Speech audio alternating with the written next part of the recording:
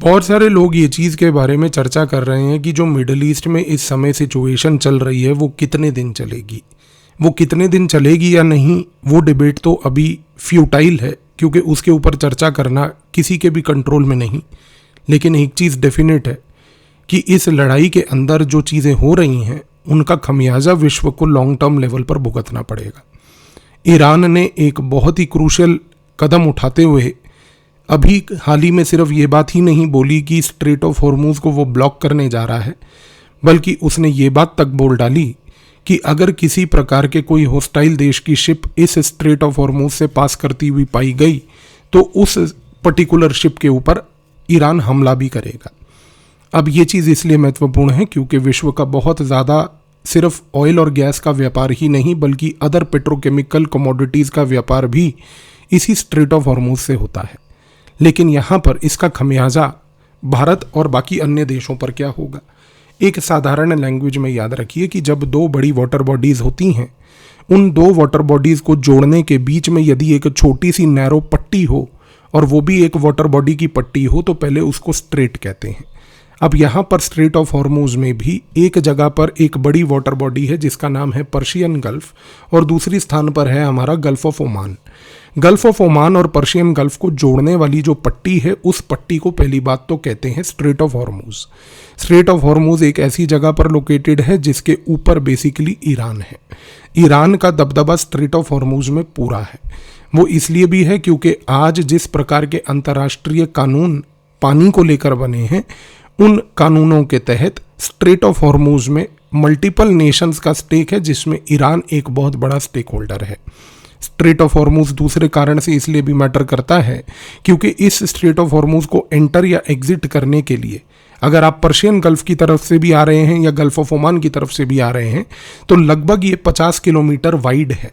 लेकिन अगर इसके सबसे नैरोएस्ट पॉइंट को हम देखें तो ये नैरोएस्ट पॉइंट पर 33 किलोमीटर ही केवल वाइड है। यहाँ पर अब 1960 के दशक में एक समस्या हुई थी।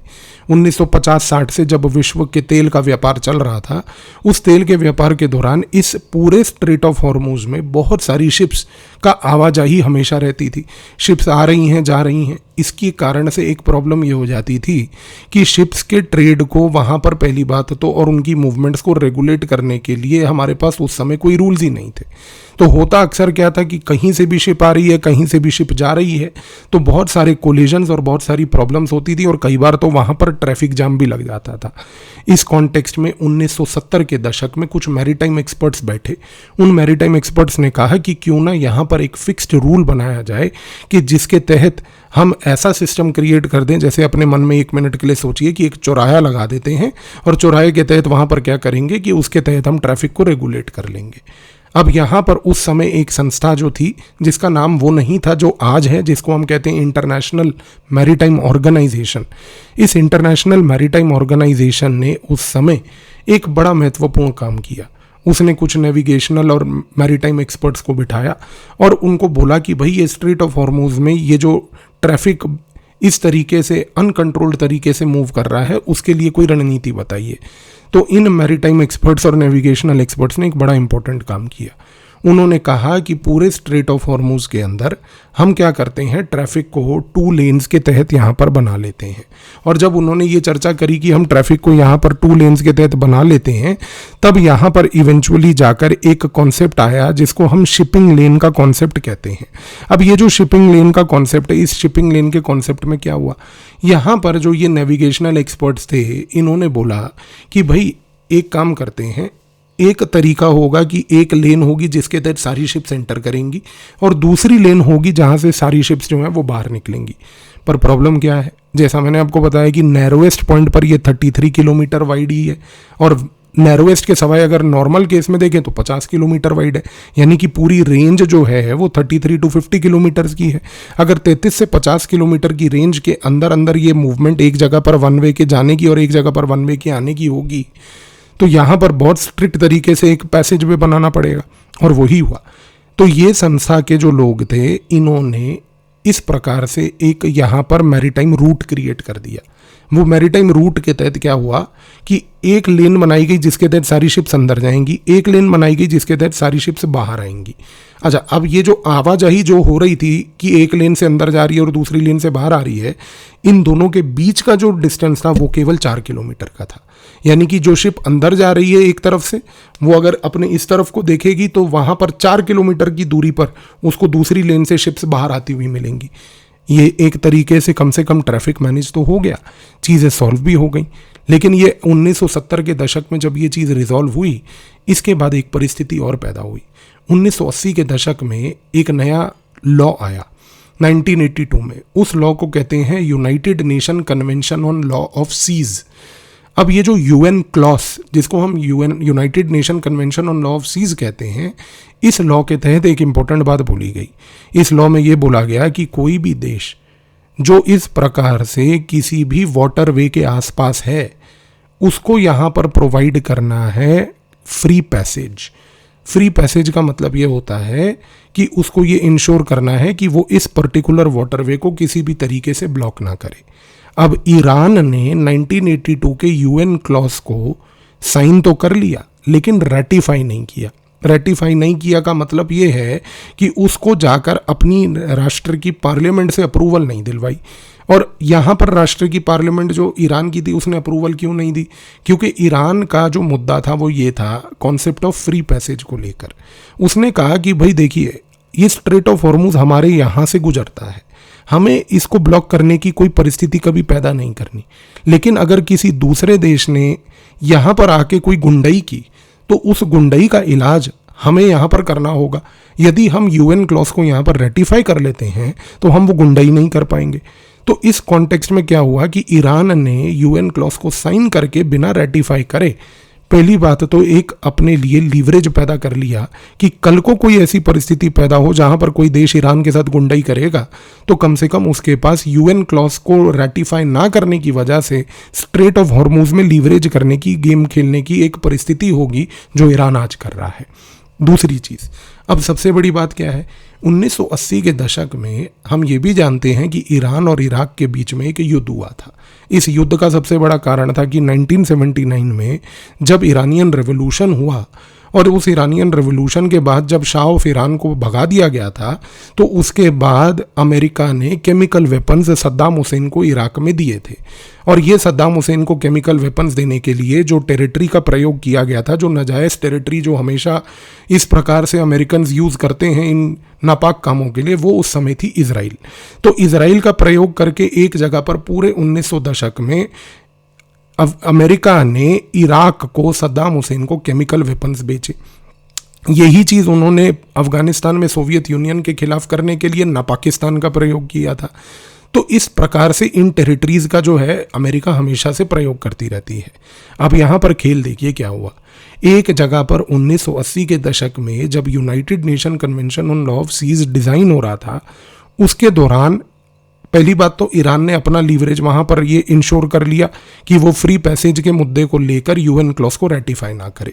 और दूसरी जगह पर जब ईरान इराक का युद्ध हो रहा था, उस दौरान सबसे इंपॉर्टेंट चीज़ ये हुई कि ईरान ने रूस की मदद लेकर बहुत सारी रूस की शिप्स, उस समय रिसर्च वेसल्स जो हुआ करते थे, वो स्ट्रेट ऑफ हॉर्मुज में घुमा करते थे।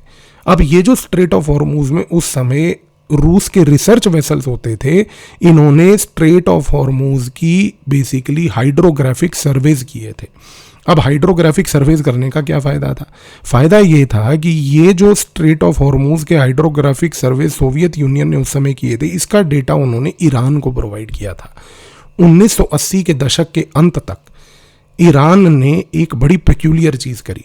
उन्होंने ये सारे के सारे हाइड्रोग्राफिक सर्वेज जो रूस ने किए थे, इन हाइड्रोग्राफिक सर्वेज का डेटा पकड़ के वो जो 2 लेन्स बनी थी 1970 के दशक में, जो अभी मैंने आपको बताई कि जिसमें से एक लेन से ट्रैफिक अंदर जाता था और एक लेन से ट्रैफिक बाहर आता था, इन लेन्स के नीचे समुद्र में ईरान ने स्ट्रेट ऑफ हॉर्मुज में बहुत सारे सी माइंस बिछा दिए। आज अप्रॉक्सीमेटली इंटेलिजेंस एस्टीमेट्स अलग अलग देशों के ये बताते हैं कि लगभग 10,000 से अधिक सी माइंस इस मोमेंट पर स्ट्रेट ऑफ हॉर्मुज के नीचे बिछाए गए हैं। अब यहां पर ईरान क्या कर रहा है? ईरान जब ये बात थ्रेटन करता है कि हम स्ट्रेट ऑफ हॉर्मुज में किसी की भी शिप को यहां पर टारगेट करेंगे आज 2026 में, यदि वो शिप जाती है तो पहली बात तो ईरान को किसी प्रकार से उस शिप को मिलिट्रीली टारगेट करने की आवश्यकता नहीं है, क्योंकि यहां पर जितने भी क्रूड कैरियर्स जो हैं, जो तेल लेकर इस मोमेंट पर शिप से जा रही हैं, अगर उनके नीचे के इलाके से वो एक सी माइन का एक्सप्लोजन कराता है, तो सी माइन के एक्सप्लोजन से क्या होगा कि क्योंकि वो सी माइन जो है वो इस मोमेंट पर ओशन फ्लोर पे पड़ा है, तो वो वहां से निकल के कोई शिप को फोड़ नहीं देगा, लेकिन वो अगर वहां पर एक्सप्लोड करता है तो वो सी माइन के एक्सप्लोजन से वेव्स पैदा होंगी, गैस बबल्स पैदा होंगे, और जो वो गैस बबल्स पैदा होंगे और जो वेव्स पैदा होंगी, उनके कॉम्बिनेशन से जो शिप का मटेरियल होता है जिससे शिप बनती है वो कोरोड होगा, खराब होगा,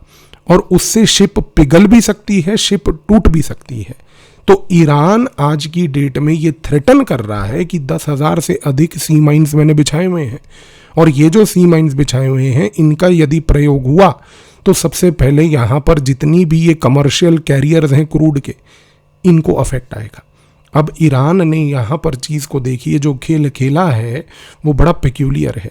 ईरान इस मोमेंट पर इस युद्ध के अंदर सबसे महत्वपूर्ण तरीके से टारगेट कर रहा है अमेरिका और यूरोप के लोगों को, इस तरीके से कि वो यहाँ पर पहली बात तो ऑयल एंड गैस की जो सप्लाईज हैं उसको कंप्लीटली हाईजैक कर चुका है। अब दूसरी चीज़ देखिए, यहाँ पर आज की डेट में जो लेटेस्ट रिपोर्ट्स आ रही हैं वो ये भी हैं कि इस पर्टिकुलर स्ट्रेट ऑफ हॉर्मुज के ब्लॉक हो जाने से और यहाँ पर किसी भी प्रकार के इस थ्रेट से, जो सी माइंस के एक्सप्लोजन का थ्रेट है, इस थ्रेट से इंपॉर्टेंस ये है कि कल को अगर मान लीजिए कोई भी सी माइन एक्सप्लोड करता है तो उससे अगर किसी कैरियर के ऊपर यानी कि शिप के ऊपर कोई इंपैक्ट आता है तो उसका खमियाजा पहली बात तो इंश्योरेंस कंपनीज पर होगा। मेजॉरिटी इंश्योरेंस कंपनीज यूरोपियन और अमेरिकन हैं। इस मोमेंट पर उनका सारा का सारा पैसा इस पूरे गेम में फंसा हुआ है। चौथी चीज़ यहाँ पर क्या है कि यहाँ पर जब आप इस प्रकार से ऑयल को, गैस को वेपनाइज करते हो, अदर कमोडिटीज़ जो इन्वॉल्व हैं, जिसमें आपका सिर्फ ऑयल और गैस नहीं है बल्कि यहाँ पर लाइमस्टोन, फर्टिलाइज़र, ये सारी ऐसी चीज़ें हैं जो यहाँ पर इस चीज़ की वजह से, स्ट्रेट ऑफ हॉर्मुज के ब्लॉकिंग की वजह से अफेक्ट हो रही हैं। जब आप इन सारी चीज़ों को यहाँ पर गेम खेलते हो इस तरीके से, तो एक चीज़ तय है कि आप विश्व तौर पर ग्लोबल सप्लाई चेन्स को हाईजैक करके ग्लोबल सप्लाई चेन्स को वेपनाइज कर रहे हो, जिसकी वजह से इमीडिएट लेवल का खमियाजा होगा इन्फ्लेशन। और चीज़ को समझिए, जैसे ही यहाँ पर विश्व लेवल पर अमेरिका के अंदर या फॉर दैट मैटर यूरोप के अंदर अमेरिका के बाकी साथी देशों के तहत अगर उनकी इन्फ्लेशन बढ़ेगी तो वो अमेरिका को प्रेशराइज करेंगे कि हमारी इकोनॉमी में जो है यहाँ पर जो महंगाई बढ़ रही है, इस महंगाई को रोकने के लिए आप इस लड़ाई को रोकिए। तो यहाँ पर जिस प्रकार से ईरान गेम को टिल्ट कर रहा है, उस गेम के टिल्ट को समझिए, बिकॉज यहाँ पर जिस प्रकार से ईरान इनडायरेक्टली प्रेशर बना रहा है दूसरे देशों पर, वो प्रेशर बड़ा महत्वपूर्ण है। अब सबसे महत्वपूर्ण पॉइंट ये भी नहीं बल्कि इससे भी ज़्यादा एक महत्वपूर्ण पॉइंट ये है कि हमें ये चीज़ यहाँ जाननी है कि ईरान एक जगह पर इन्फ्लेशन, एक जगह पर इंश्योरेंस के प्लेयर्स, एक जगह पर यहाँ पर सी माइंस का जो उसने प्रयोग किया, और साथ ही में जिस तरीके से वो ड्रोन्स का प्रयोग कर रहा है, शाहिद लेवल के जो ड्रोन्स उसने बनाए हैं, 700 से 900 किलोमीटर की रेंज वाले ड्रोन्स, मैक्सिमम रेंज उनकी 2500 किलोमीटर तक की ड्रोन्स की रेंज है। इन ड्रोन्स का भी वो प्रयोग करके यहाँ पर गेम ये खेल रहा है इस मोमेंट पर कि वो अमेरिका के जितने भी एसेट्स मिडल ईस्ट में हैं उनको पहली बात तो टारगेट कर रहा है। और सबसे बड़ी चीज़ देखिए, इन शाहिद लेवल के ड्रोन्स का प्रयोग करके ईरान सिर्फ अमेरिका के एसेट्स को, जो उसने हाल ही में रियाद में अभी सऊदी अरेबिया के अंदर अमेरिका की एम्बेसी के ऊपर भी ड्रोन्स गिराए, सिर्फ वहाँ तक सीमित नहीं है, बल्कि इस मोमेंट पर ईरान सऊदी अरेबिया के ऑयल इंफ्रास्ट्रक्चर, जिसमें सऊदी अरेबिया का लार्जेस्ट ऑयल प्रोड्यूसर अरामको जो है, उसके ऊपर भी उसने ड्रोन्स का प्रयोग करने की कोशिश की है। एक जगह पर यहाँ ईरान इस गेम को खेल रहा है कि कैसे वो ग्लोबल ऑयल प्राइसेस को पहली बात तो क्रिपल करने की कोशिश करे। अब इसका खमियाजा क्या होगा? इस मोमेंट पर बहुत सारे लोग ये कह रहे हैं कि ये जो परिस्थितियां पैदा हो रही हैं ये हमें 1970 के ऑयल शॉक की तरफ ले जा रही हैं। 1970 के दशक में एक बड़ी पेक्यूलियर चीज़ हुई थी। 1973 में एक ग्लोबल ऑयल क्राइसिस हुआ था। उस क्राइसिस का कारण क्या था? उस क्राइसिस के कारण को आप समझिए। 1973 में इजराइल के ऊपर बहुत सारे अरब देशों ने मिलकर एक बार अटैक कर दिया था। ये मेजॉरिटी अरब देश उस समय जो थे ये सारे सुन्नी देश थे। इजराइल उस समय अपना न्यू ईयर, जिसको यम किपुर फेस्टिवल कहते हैं, वो मना रहा था। वो बढ़िया एकदम चिकन मटन तोड़ रहे थे और उसके बाद तोड़ते तोड़ते ऊपर से बम्बार्डमेंट हो गई, बहुत सारे यहूदी मारे गए और उसकी वजह से पहली बात तो इजराइल ने फिर बाकी अरब देशों के साथ लड़ाई छेड़ दी। इस लड़ाई में उस समय फिर वही हुआ था जो आज हो रहा है।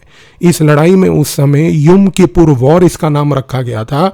अरब देशों को टारगेट करने के लिए, इजराइल की मदद के लिए उस समय अमेरिका आया था और अमेरिका और इजराइल ने मिलकर सारे सुन्नी देशों के ऊपर टारगेट करके अटैक किया था, क्योंकि इजराइल जो है उस समय निपटने वाला था। अब हुआ क्या? हुआ ये कि इस पर्टिकुलर लड़ाई के बाद सारे अरब देशों के अंदर भगवान जाने कैसे एक अवेकनिंग सी हुई, क्योंकि वैसे तो वो खजूर खाते हैं और सारा दिन खजूर खाने के बाद उनका दिमाग चलता नहीं है, लेकिन एकदम से वो चला क्योंकि शायद खजूर में कुछ उन्होंने डाल दिया होगा, काजू वगैरह, उस दिन जो दिमाग चल गया। तो उनको उस यम किपुर की लड़ाई के बाद एकदम से ये समझ आया कि भाई हम जितनी बार इजराइल को पीटते हैं ये अमेरिका है जो बार बार आके इजराइल को बचाने की कोशिश करता है, तो असली हमारा एनिमी यहाँ पर अगर कोई है तो वो एनिमी हमारा है बेसिकली अमेरिका, नॉट इजराइल।